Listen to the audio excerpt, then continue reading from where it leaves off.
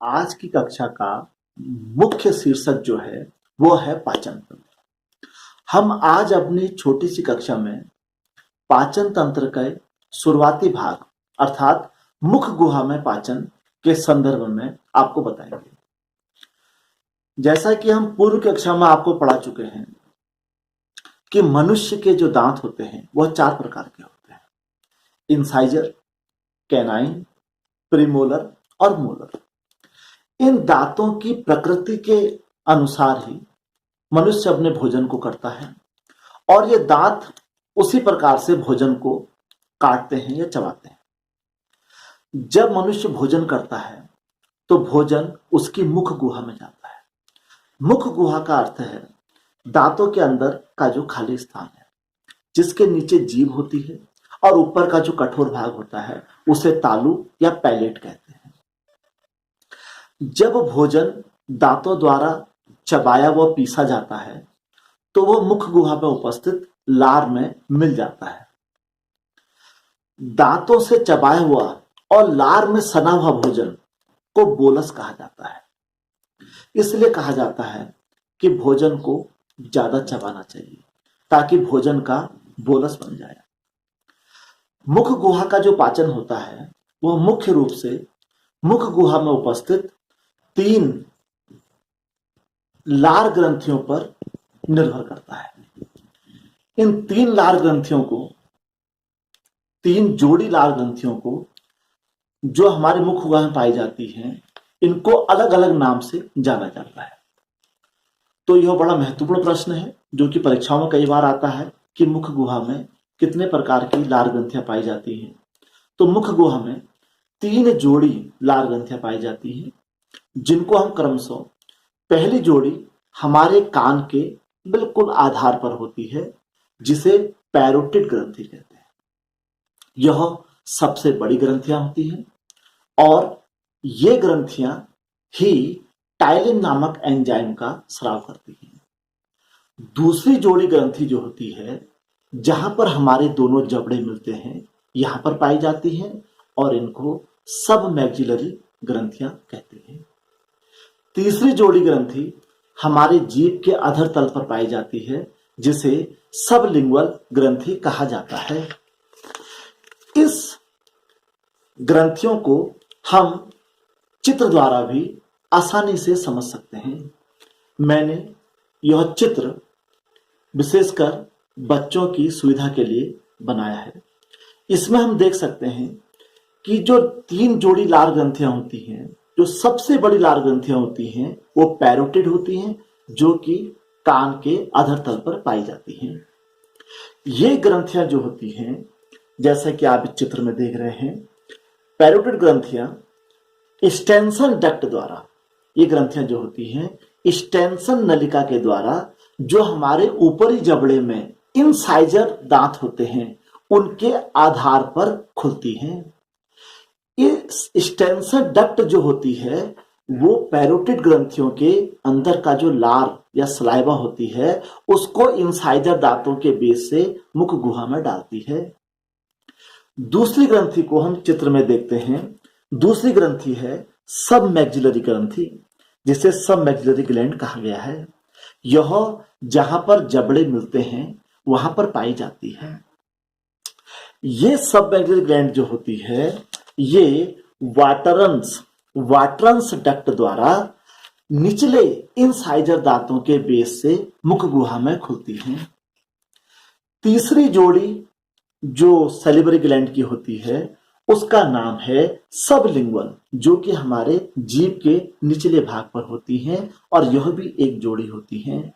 ये रिवनस डक्ट के द्वारा हमारे जीभ के नीचे खुलती हैं। तीनों जो लार ग्रंथियां होती हैं, तीनों जोड़ी जो लार ग्रंथियां होती हैं, इनके अंदर का जो रस होता है उसे सलाइवा, लार या थूक कहते हैं। जब भोजन दांतों द्वारा चबाया जाता है तो ये सलाइवा उस भोजन में मिल जाता है, जिससे भोजन बार बार दांतों के बीच में आता है और भोजन को चबाने में आसानी होती है। जो पैरोटिड ग्रंथियां होती हैं, टाइलिन एंजाइम सिर्फ उन्हीं से निकलता है। जो हमारे मुख की लार होती है उस लार का जो पीएच वैल्यू होता है वो लगभग 6.8 होता है, अर्थात यह हल्की अम्लीय होती है। मनुष्य की लार में टाइलिन एंजाइम पाया जाता है, लाइसोजोम पाया जाता है, उसके अलावा जल पाया जाता है और विभिन्न प्रकार के खनिज लवण पाए जाते हैं। मुख गुहा में भोजन का जो मुख्य अवयव, जैसा कि आपको पता है कि भोजन के 7 तत्व होते हैं, जिसमें carbohydrate, protein, fat, minerals, vitamins, roughage और वाटर आता है। मुख गुहा में इन 7 तत्वों में से जो मुख्य तत्व का पाचन होता है वो है स्टार्च यानी कि कार्बोहाइड्रेट। तो मुख गुहा में कार्बोहाइड्रेट का पाचन शुरू हो जाता है। मुख गुहा के जो पीछे का हिस्सा होता है उसे फेरिंग्स कहते हैं। फेरिंग्स से 2 छिद्र होते हैं जो क्रमशः गले से होते हुए नीचे को जाते हैं। इन 2 छिद्रों को, पहला छिद्र है ग्लोटिस। ग्लोटिस वह छिद्र है जो ब्रोंकस से होता हुआ लंग्स यानी कि फेफड़े की ओर जाता है। दूसरा छिद्र है गलेट। गलेट वह छिद्र है जो फूड पाइप से होता हुआ स्टमक में जाता है। फेरिंग्स में इन 2 छिद्रों के वहां को कंट्रोल करने के लिए एक फ्लैप होता है जिसे एपिग्लोटिस कहते हैं। एपिग्लोटिस क्या करता है, जब हम बक्कल कैविटी यानी कि मुख गुहा से भोजन को निगलते हैं तो एपिग्लोटिस ग्लोटिस वाले अर्थात फेफड़े को जाने वाले स्थान को रोक देता है, जिससे भोजन सीधे स्टमक यानी कि आमाशय में जाता है। इसीलिए बड़े बुजुर्ग कहते हैं कि खाते समय बात नहीं करनी चाहिए। यदि खाते समय हम बात करते हैं तो जो भोजन होता है वह ग्लोटिस के द्वारा श्वास नाल यानी कि ब्रोंकस में जा सकता है। तो एपिग्लोटिस को ट्रैफिक पुलिसमैन भी कहते हैं, क्योंकि यह भोजन को ग्लोटिस में न जाने देकर गलट यानी कि ईसोफेगस द्वारा स्टमक में भेजता है। मुख गुहा से चबाया हुआ भोजन गलट, उससे होता हुआ ईसोफेगस, ईसोफेगस को फूड पाइप भी कहते हैं, फूड पाइप से होता हुआ स्टमक में चला जाता है। मनुष्य का जो स्टमक होता है वह जे आकार का थैलेनुमाइक स्ट्रक्चर है, जो कि हमारे पसलियों के नीचे पाए जाने वाले डायफ्राम के ठीक नीचे बाईं ओर स्थित होता है। जो मनुष्य का आमाशय होता है उसके 3 भाग होते हैं। ये जो 3 भाग होते हैं ये हम आपको चित्र के माध्यम से दिखाते हैं। पहला भाग आमाशय का कार्डियक पार्ट होता है, दूसरा पार्ट फंडिक पार्ट होता है और तीसरा पार्ट पाइलोरिक पार्ट होता है। अर्थात मनुष्य का आमाशय जो होता है वह 3 भागों में बटा होता है। जो सबसे ऊपर का पार्ट होता है जिसे कार्डियक पार्ट कहते हैं, ये ईसोफेगस यानी कि फूड पाइप से ज्वाइंट होता है। इस जगह पर एक कार्डियक स्पिंटर लगा होता है, यह भोजन को वापस फूड पाइप में जाने से रोकता है। बीच वाला भाग यानी कि फंडिक पार्ट, ये सबसे बड़ा भाग होता है। लगभग आमाशय का 80% भाग बीच वाला भाग होता है। तीसरा भाग पाइलोरिक पार्ट होता है, जो आगे को स्मॉल इंटेस्टाइन यानी कि छोटी आंत से जुड़ा होता है। यहाँ पर भी एक पाइलोरिक स्पिंक्टर होता है, जो कि एक बार आमाशय से जब भोजन छोटी आंत में चला जाता है तो उसे वापस आने से रोकता है। इस प्रकार हमने आमाशय में देखा किस प्रकार ये स्पिंक्टर जो होते हैं, जिन्हें अवरोधनी कहते हैं, वे भोजन को एक दिशा में ले जाने में सहायक होते हैं। अब हम आगे चलते हैं कि आमाशय में भोजन का पाचन होता किस प्रकार से। मनुष्य के आमाशय में विशेष प्रकार की ग्रंथि होती है, जिन्हें जठर ग्रंथियां यानी कि गैस्ट्रिक ग्लैंड कहते हैं। ये गैस्ट्रिक ग्लैंड मनुष्य के आमाशय के अंदर के स्तर पर पाई जाती हैं। गैस्ट्रिक ग्लैंड से एक विशेष प्रकार का रस, पाचक रस, जिसे गैस्ट्रिक जूस कहते हैं, वह निकलता है।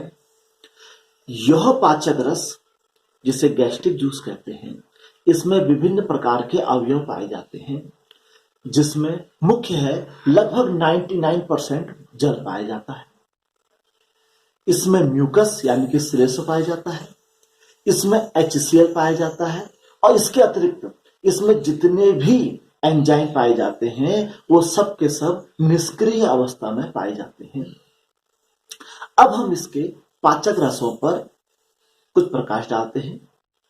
सबसे पहला जो पाचक रस है वह इसके अंदर पाया जाता है HCl, जिसे कि हाइड्रोक्लोरिक अम्ल कहते हैं। और सबसे बड़ी बात है कि जठर रस का जो HCl होता है उसकी pH वैल्यू 1 से लेकर 3 होती है। इसका अर्थ यह है कि ये बहुत प्रबल अम्ल है। अब प्रश्न यह उठता है कि जब इतना प्रबल अम्ल जठर रस में पाया जाता है तो क्या वह हमारे आमाशय यानी कि पेट को नुकसान नहीं पहुंचाता है? इसका उत्तर यह है कि जो हमारा आमाशय होता है उसकी जो भीतरी सतह होती है उसमें म्यूकस यानी श्लेष्म का मोटा आवरण होता है, जिस कारण यह HCl आमाशय की भीतरी सतह को नुकसान नहीं पहुंचा पाता है। यह HCl हमारे जो मुख गुहा से जो भोजन हमारे आमाशय में आया है उसमें उपस्थित बैक्टीरियाओं को नष्ट कर देता है। इसके अतिरिक्त HCl आमाशय में जो जठर रस है उसमें उपस्थित जो निष्क्रिय एंजाइम होते हैं उनको सक्रिय एंजाइम में कन्वर्ट कर देता है। अब पहला एंजाइम को हम लेके चलते हैं पेप्सिनोजन। HCl की उपस्थिति में पेप्सिनोजन सक्रिय पेप्सिन में बदल जाता है। और बच्चों इस चीज का ध्यान रखें, पेप्सिन एंजाइम कभी भी आपको सुनने को मिले तो आप ये समझ लेना कि यह प्रोटीन पर वर्क करता है। तो जैसे ही निष्क्रिय पेप्सिनोजन पेप्सिन में कन्वर्ट होता है, यह भोजन में आए हुए प्रोटीन के अवयवों को तोड़ देता है, अर्थात उनका पाचन करना शुरू कर देता है। इसके अतिरिक्त दूसरा एंजाइम प्रोरेनिन, वह भी HCl की उपस्थिति में सक्रिय रेनिन में बदल जाता है। यह रेनिन दूध में उपस्थित प्रोटीन जिसे केसीन कहते हैं उसको दूध से अलग करके दूध को फाड़ देता है और दूध को अर्ध दही में कन्वर्ट कर देता है। दूध को दही करने के पीछे कारण यह है, इससे भोजन कुछ देर आमाशय में रुक जाता है। और बच्चों यहाँ पर एक चीज गौर करने लायक है कि रेनिन एंजाइम जो होता है वह सिर्फ बाल्यावस्था में पाया जाता है। वयस्क मनुष्य के आमाशय में रेनिन का अभाव होता है। इसके अतिरिक्त एक और एंजाइम जिसे गैस्ट्रिक लाइपेज कहते हैं, जो कि भोजन में उपस्थित वसा को तोड़कर उसका पाचन करता है। जब पेट में भोजन होता है, आमाशय में भोजन होता है, तो उस समय एक प्रोसेस होती है जिसे कहते हैं पेरिस्टलेसिस।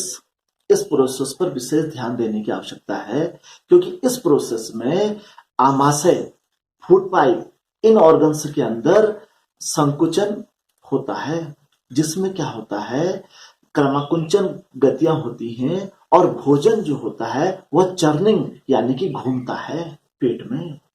इस प्रकार भोजन के क्रमाकुंचन गतियों से जितने भी पाचक रस होते हैं वो इस भोजन में अच्छे प्रकार से मिल जाते हैं। जब आमाशय में भोजन में प्रॉपर चर्निंग यानी कि प्रॉपर रस मिल जाते हैं, अब इस समय आमाशय में उपस्थित भोजन को काइम कहते हैं। आमाशय में भोजन 3 से 4 घंटे तक रुकता है। उसके पश्चात भोजन पाइलोरिक स्पिंटर से होता हुआ क्रमशः आगे छोटी आंत को चला जाता है। भोजन में उपस्थित जो प्रोटीन के अवयव हैं उनका अधिकतम पाचन आमाशय में हो जाता है। कल हम तीसरे पार्ट में आगे के पाचन को पढ़ाएंगे।